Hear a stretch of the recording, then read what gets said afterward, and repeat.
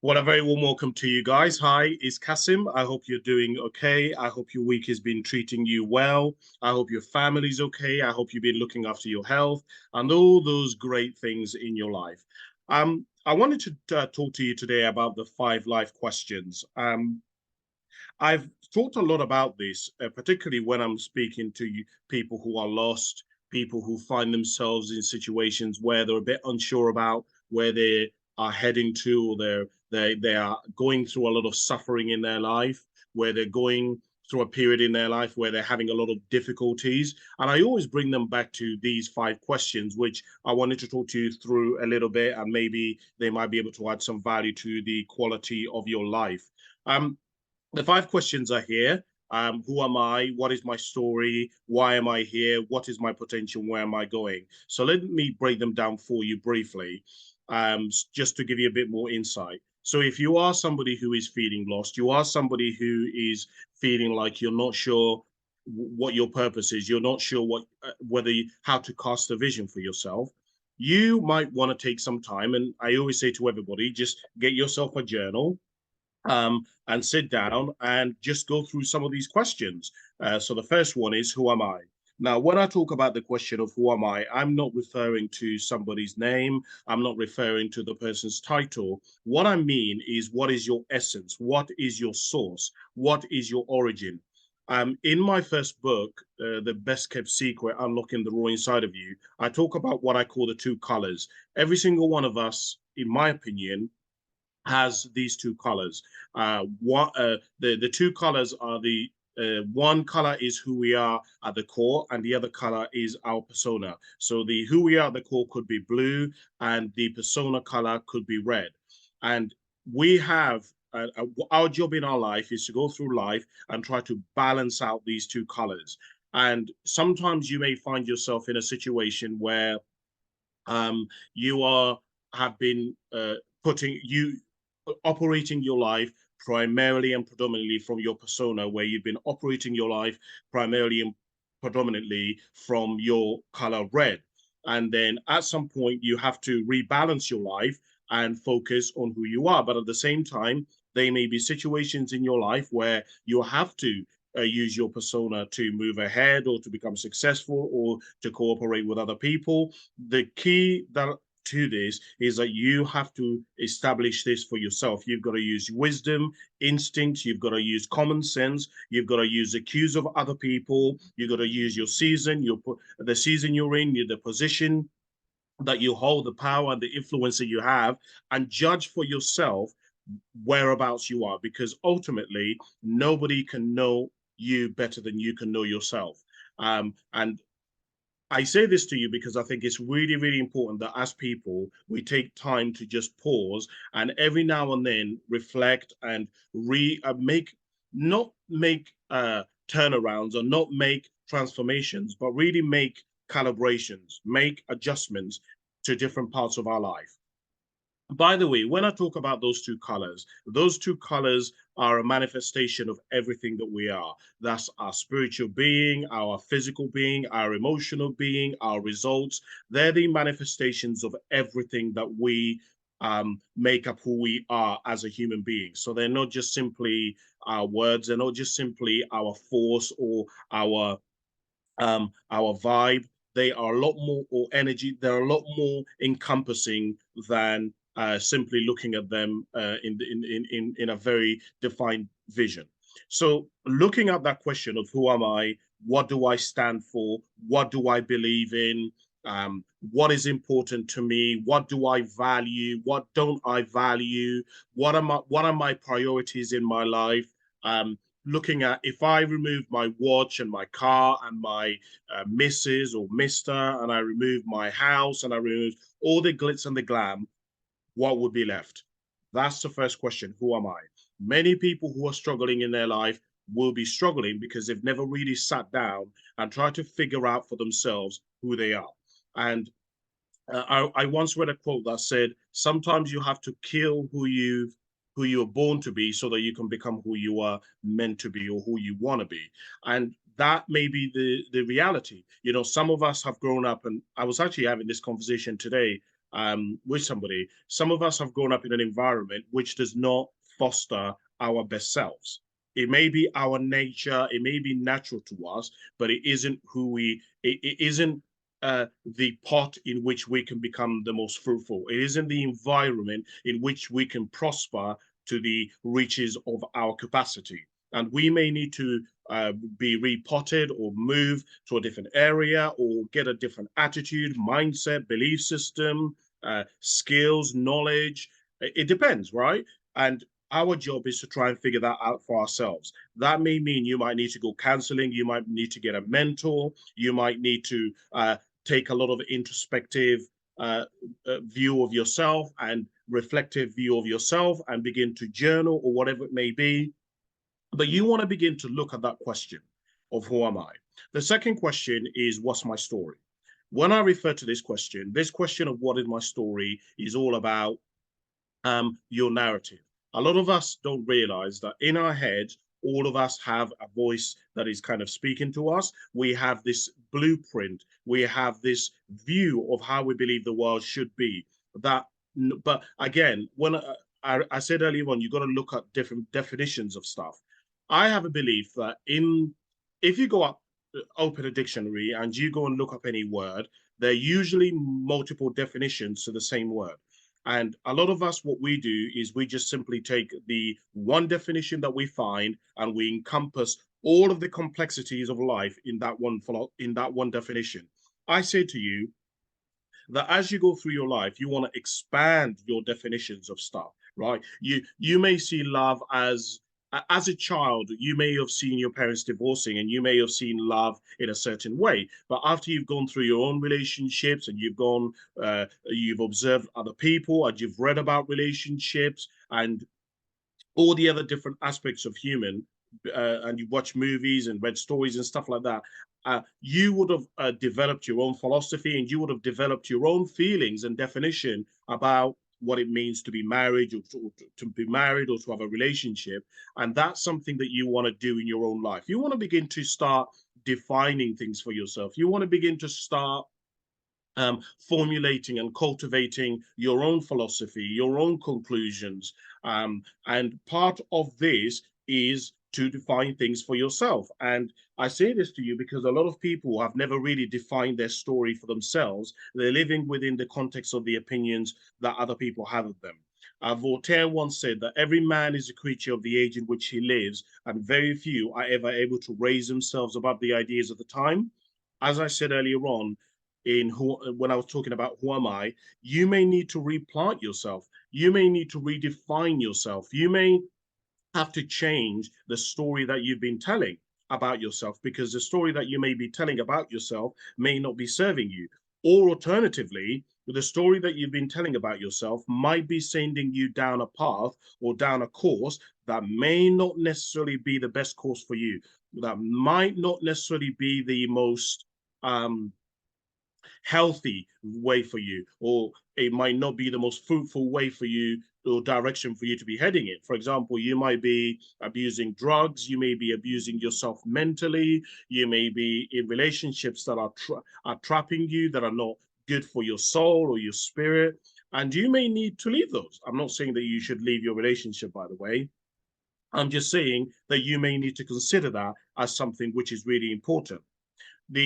So looking at what your narrative is, looking at what your story is, looking at your role, right, within your story. Are you the victim? Are you a survivor? Are you the hero? Are you the villain? Because if the role that you've placed on yourself or that has been cast onto you, if that is what you believe and that is what you're living your life through, it is defining a lot of the way that you view people, a lot of the way you view yourself, a lot of the way you view the interactions you have in your life. And remember that so much of what makes life worthwhile is about the interaction that we have with the world around us, with the animals around us, with the people around us, with what we touch, what we feel, what we smell. And all of these can be affected by the paradigm or the blueprint or the story or the narrative that we have about different aspects of life. The third question is, who am I?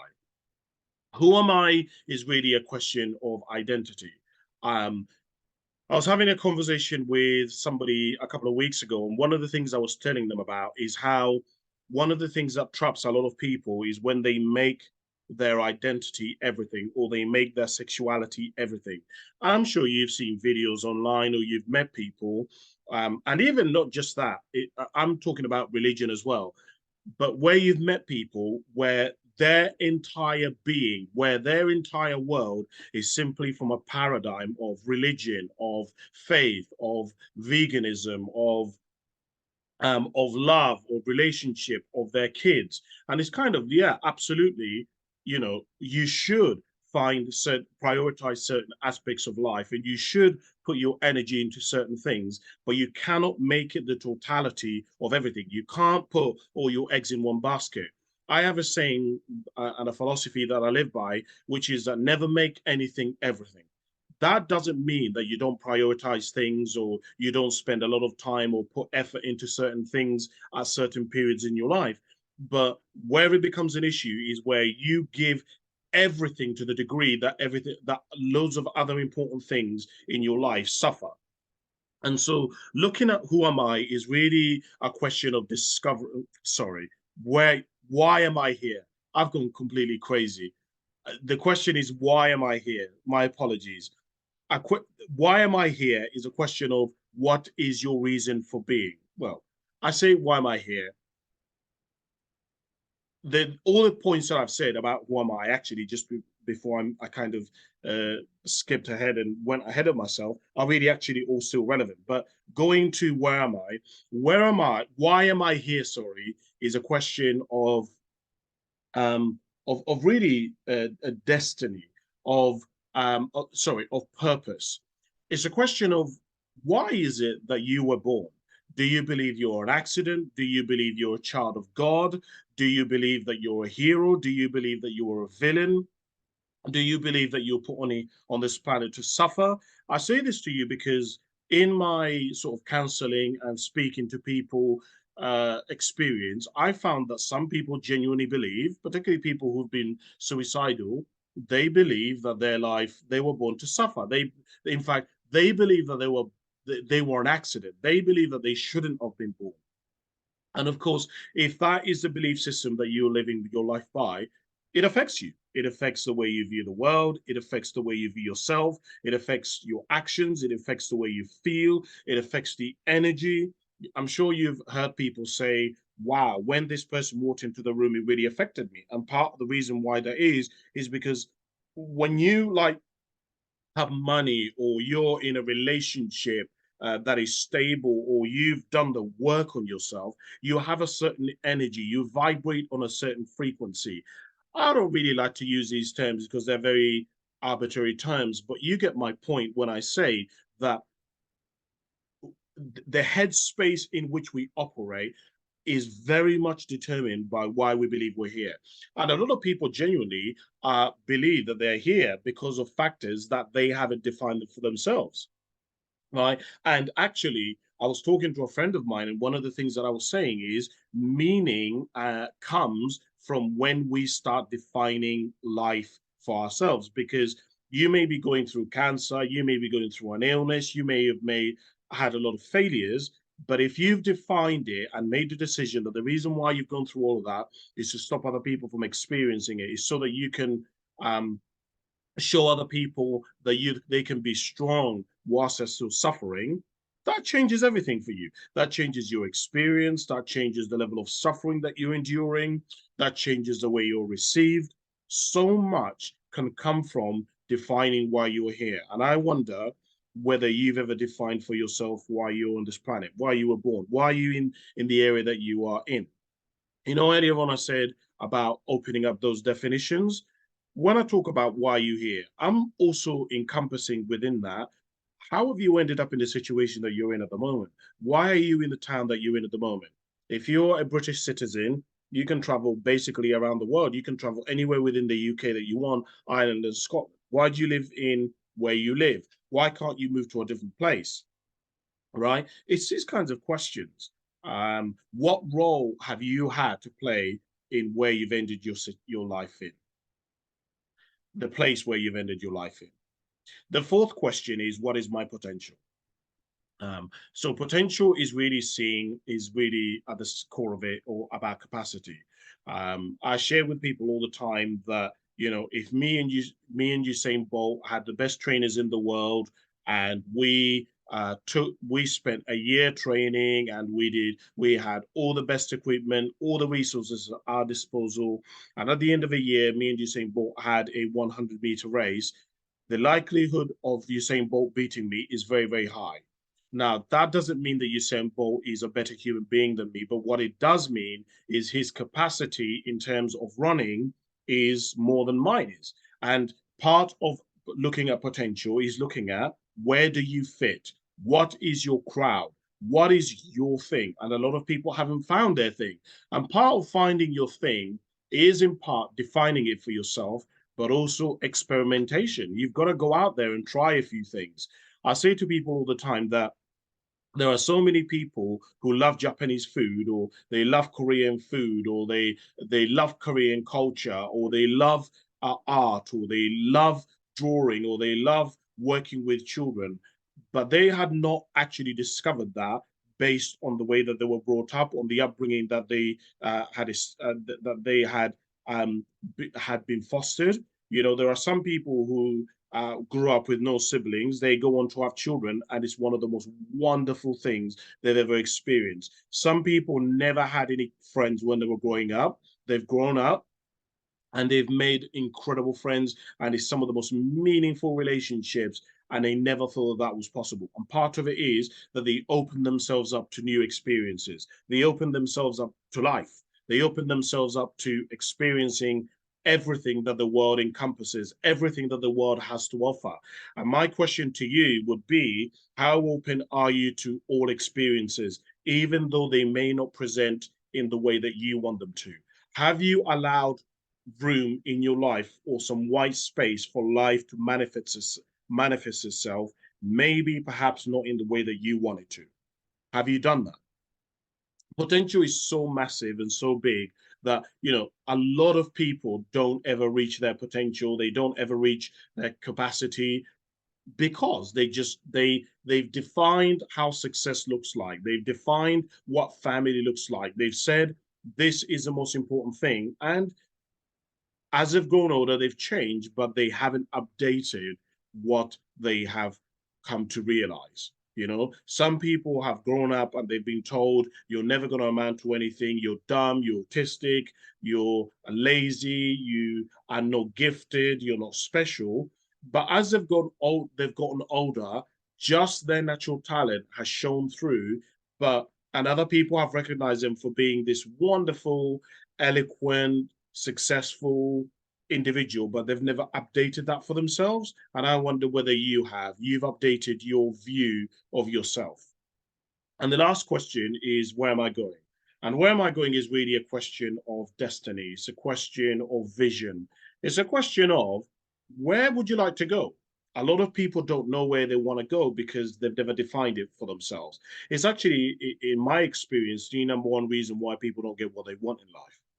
They've never decided they want it. A lot of people kind of allude to what they'd like. They kind of talk about what they'd love to have, but they never make the decision to actually act on that which they want in their life. And there's two parts to achieving anything in life. There is the architecture part, where you envision it, where you draw up the plans, where you think about what you want.